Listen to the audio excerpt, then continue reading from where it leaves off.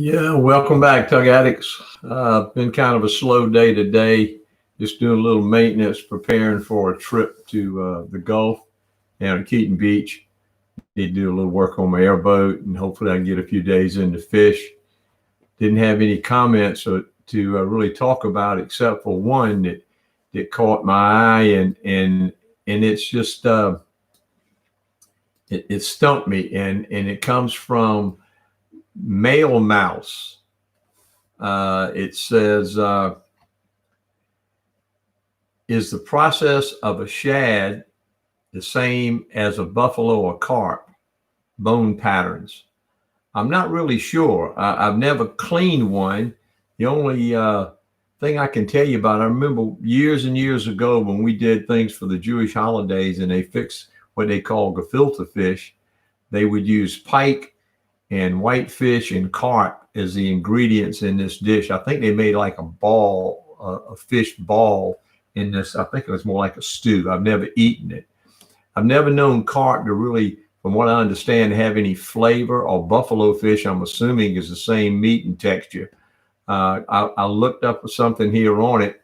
It says buffalo fish, or simply buffalo, freshwater fish, are common in the United States, but also are found in Canada, Mexico, and Guatemala. They're the largest North American suckers, and they can grow up as large as 4 feet in length and live up to 112 years. Found that to be something to think about. They are sometimes mistaken for carp, but for a flat face and large silver scales running along the body, though they lack the whiskers like barbels common to carp. Buffalo fish and live in most types of freshwater bodies where panfish are found, such as ponds, creeks, rivers, and lakes. They were also caught by Lewis and Clark expedition. They're now become a game fish. If you have caught one of these things, and I don't know this name that came under as male mouse in 198, if you caught one of these before and have tried to eat one, let us know in your comments. And if there's anybody else out there that's ever caught one, understand now from this piece I read that there's an easy target at night for bow fishermen, and they now consider the game fish, and the process and protective measures may be needed. It's a whole new thing to me. I've never even heard of it before, but if it's like the carp, I'm assuming the meat texture is the same, and from what I understand, it's not a whole lot of flavor. I don't have a whole lot to go over tonight. Did do some maintenance. Check even if it's any prop, whether it's an electric motor or a prop on your gas outboard motor, pull your prop every now and then and try to see if there's any line tied up in it. I pulled a prop on my electric motor to do some painting. I had some rust spots coming in on my electric motor, my Minn Kota. It's a iPilot, and I was really surprised when I pulled the prop off.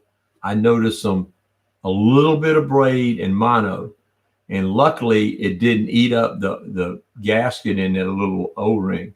So that's the bad part about having line get caught in your foot. If you think it's out and it's okay, it'll eat up your O-rings and can cause a lot of trouble.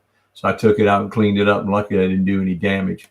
And I'll go over later on how I did the maintenance on the paint job of my electric motor, when I can actually get out there with a camera and do some videos of that. I hope next week I can do some live stuff for you. I'm going down there in Keaton. We don't have it 3G, the worst in the world. Everybody else is up to date, but down there it's a dead zone. I went to buy an antenna for down there for TV reception years ago, and the young lady was there, and she said, "Well, where are you going to be?" And I said, "Well, which one of these things is going to be better for me? Just one that's $25 more or whatever." She said, "Keaton Beach is a dead zone. I used to live there."